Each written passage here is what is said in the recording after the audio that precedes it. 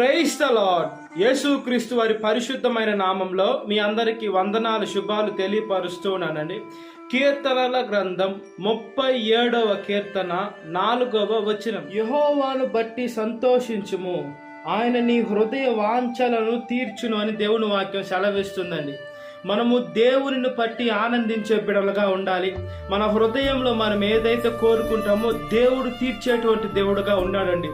దేవుడు నమ్మదగిన దేవుడుగా ఉన్నాడు. ఆయన అబద్ధం మాట జాలడికి దేవుడుగా ఉన్నాడు.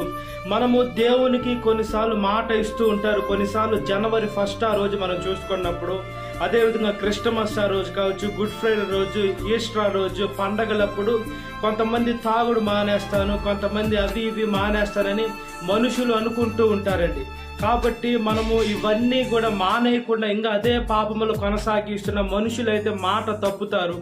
దేవుడైతే మాట తప్పని దేవుడై ఉన్నాడు. కాబట్టి మనం చూసే చూపు, నడిచే నడక, చేసే క్రియ ప్రతి ఒక్కటి ఆశీర్వాదకరంగా, దీవెనకరంగా, మహిమకరంగా ఉండాలని యేసుక్రీస్తు వాక్యం సెలవిస్తుంది. ఎవరిని బట్టి ఆనందించాలి? ఈ లోకంలో మనుషులను పట్ట, ఈ లోకంలో అధికారులను పట్ట, ఈ లోకంలో గొప్ప గొప్ప ధనం ఉండేటువంటి వాళ్ళతో ఉన్నారని ఆనందించాలి కాదు.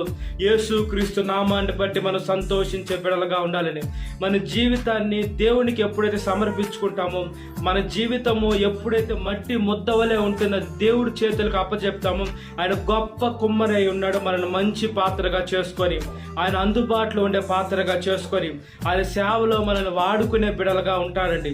బైబిల్లో ఒక వాక్యం సెలవిస్తుంది, నాగటి మీద చేయబట్టి వెనక చూసి ప్రతి వాడును దేవుడు రాజ్యంలో పాత్రుడు కాడు అని దేవుని వాక్యం సెలవిస్తుంది. మనం ఈ లోకంలో దేవుని సేవను ఎన్నుకున్న మనము సేవలోనే కొనసాగాలి. ఎప్పుడైతే మనం వెనక్కి తిరిగి చూస్తూ ఉంటామో, సాతాను ఎవరిని మింగుదన్న గర్జించు సింహం వలె ఉంటాడు. వాడు నోట్లో మనం పడి మునిగిపోతాం. కాబట్టి మనం ఈ లోకంలో దేవుడు మన హృదయ వాంఛను తీరుస్తారు అన్నాడు. కాబట్టి ఆయన వాక్యానుసారంగా బ్రతుకున్నట్లుగా ప్రార్థన.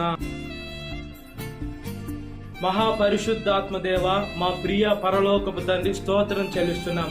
మా హృదయ వాంఛలను తీర్చేటువంటి దేవ, మీ నామానికి మహిమ చెల్లిస్తున్నాం. యేసయ్య, మనుషుల హృదయంలో ఆలోచనలు అనేకము పుట్టును, యెహోవా యొక్క తీర్మానమే స్థిరము అని దేవుని వాక్యం సెలవిస్తుందయ్యా. మీ చిత్తాన్ని మా జీవితంలో నెరవేర్చండి అయ్యా.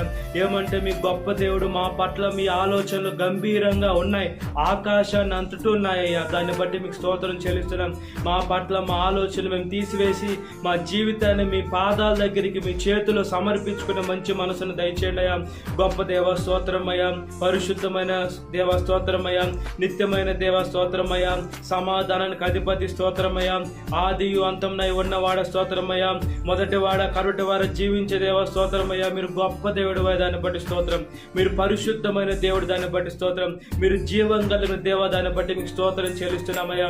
మనుషులు మా ఆలోచనలు మేము మా జీవితాన్ని సాతానికి సమర్పించుకొని, యేసయ్య గర్జించు సింహం వలె ఉంటుంది, ఎవరిని మింగాలని సాతాను దాని అనుచరులు ప్రయత్నిస్తూ ఉన్నారు.